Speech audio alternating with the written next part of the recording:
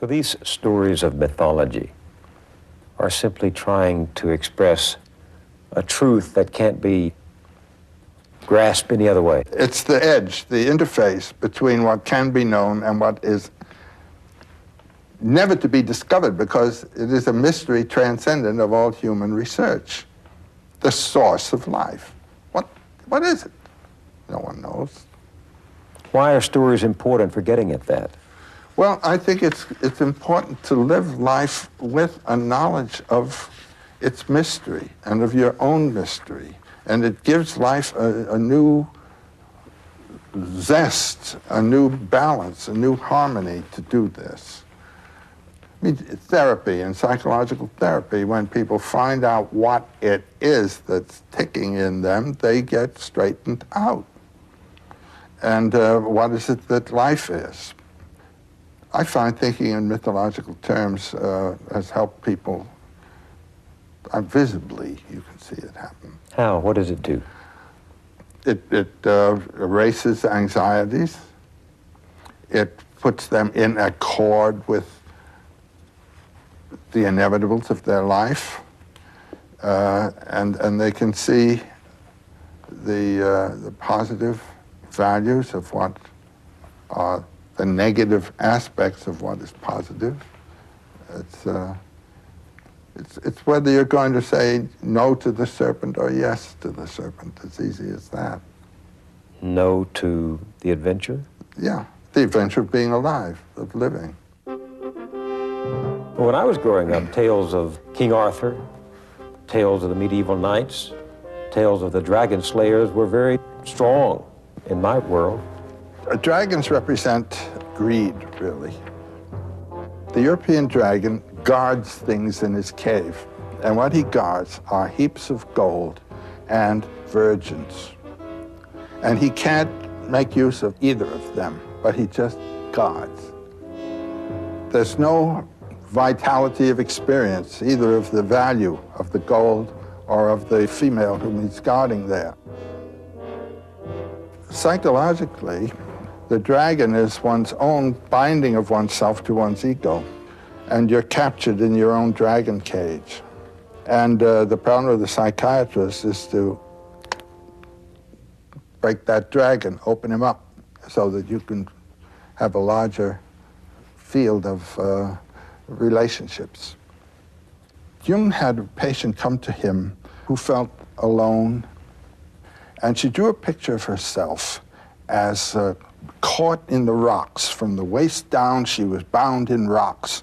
And this was on a windy shore, and the wind blowing and her hair blowing, and all the gold, which is the sign of the vitality of life, was locked in the rocks.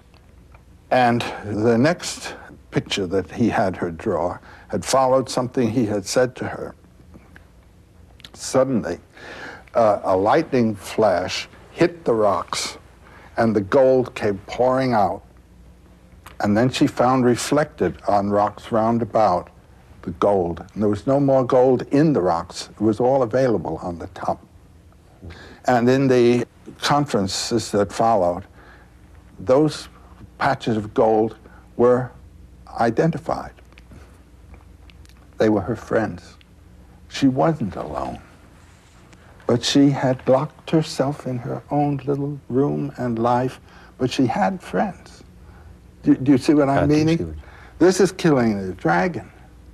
And you have fears and things. This is the dragon. That's exactly what that's all about.